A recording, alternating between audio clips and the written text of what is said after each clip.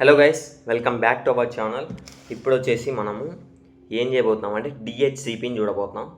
Dynamic host configuration protocol. అసలు dynamic host configuration protocol అంటే ఏంటి, దీని ఉపయోగాలు ఏంటివి, అడ్వాంటేజెస్ ఏంటి, డిసడ్వాంటేజెస్ ఏంటి, ఎక్కడ యూజ్ చేస్తారు, ఎలా యూజ్ చేస్తారు అనే దాని గురించి చూడబోతున్నాం. Let's get in to the video guys. Okay, hello guys, welcome to separate official. మనం ఈరోజు అయితే డిహెచ్సిపి టాపిక్ చూడబోతున్నాం. Dynamic host configuration protocol. Example మీకు ఇప్పుడు నేను ఎగ్జాంపుల్ అయితే చెప్పబోతున్నాను చూడండి. ఫస్ట్ ఒక కంపెనీ అయితే తీసుకోండి. Take one company, assume that okay it's consist of 1000 computers. ఒక కంపెనీలో 1000 కంప్యూటర్స్ ఉన్నాయి. దానికి నువ్వు ప్రతిసారి ప్రతి కంప్యూటర్కి అసైన్ చేయాలి. ఏంటివి? Primary DNS, secondary DNS, IP addresses, subnet mask, gateway. ఇవన్నీ నువ్వు ప్రతి దానికి పెట్టాలంటే టైం అనేది చాలా టైం పడుతుంది.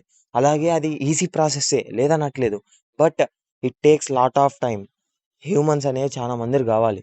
1000 కంప్యూటర్లకి ఒక్కడే క్రియేట్ చేయలేడు కదా ఒకే రోజు.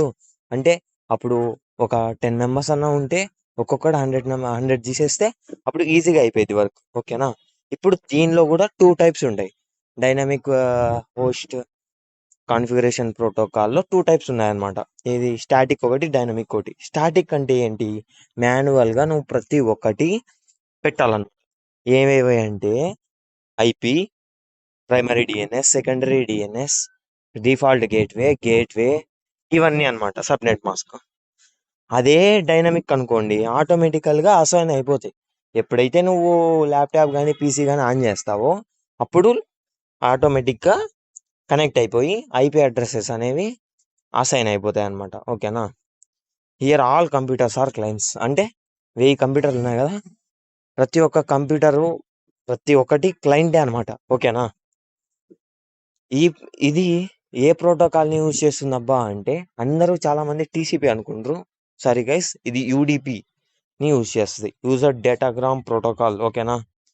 దీని పోర్ట్స్ ఏంటివి? సోర్స్ డెస్టినేషన్ పోర్ట్స్ వచ్చేసి 68, డెస్టినేషన్ పోర్ట్ వచ్చేసి 67. ఓకేనా? ఇది గుర్తుపెట్టుకోండి. How to connecting using data packets.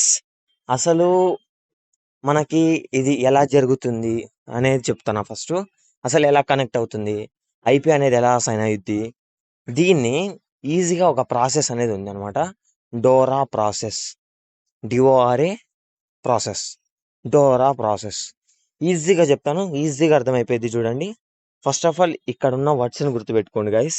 ఇక్కడ నేను చెప్తున్నాను చూడండి, ఇవి డిస్కవర్, ఆఫర్, రిక్వెస్ట్, అక్నాలెడ్జ్ ఇవి ఉన్నాయి కదా, ఇవి గుర్తుపెట్టుకోండి అనమాట. ఓకేనా? ఫస్ట్ ఇప్పుడు డిస్కవర్ అంటే ఏంటి?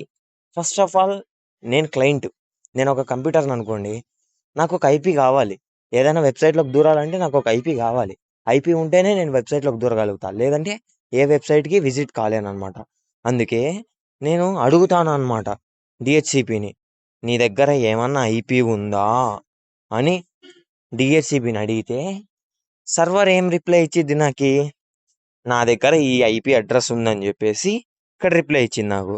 ఏం ఐపీ అడ్రస్? 192.168.10.10 అనే దానికి నాకు ఇచ్చింది అనమాట రిప్లై. ఇది నా దగ్గర ఉంది అని చెప్తే, సరే నేను రిక్వెస్ట్ చేస్తున్నా, please assign that IP address for me. ఓకేనా? ఇప్పుడు నాకు ఆ ఐపీ అడ్రస్ని అసైన్ చెయ్యి అంటే అప్పుడు డిహెచ్సిపి ఏం చేసిద్ది? అక్నాలెడ్జ్ చేసి అది నీకు ఎంత టైంకి అసైన్ చేస్తా ఉంది? ఇక్కడ 3600 అని పడింది, 36,000 seconds means 1 hour. Okay, 1 hour తర్వాత ఏం జరుగుతుందబ్బా అని చాలామంది అనుకుంటారు. మీ ఐపీస్ అన్నీ ఎప్పుడైతే వర్కింగ్లో ఉంటాయో అప్పుడు అవి రినీవల్ అవుతూ ఉంటాయన్నమాట. 1 అవర్కి ఒకసారి, 2 అవర్స్కి ఒకసారి అలాగా.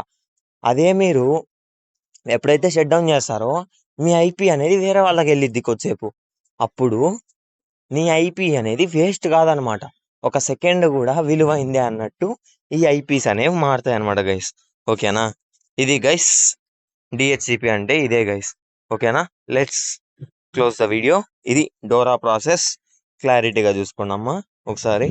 Dora: discover, offer, request, acknowledge. This is the DORA process, guys. Okay, guys.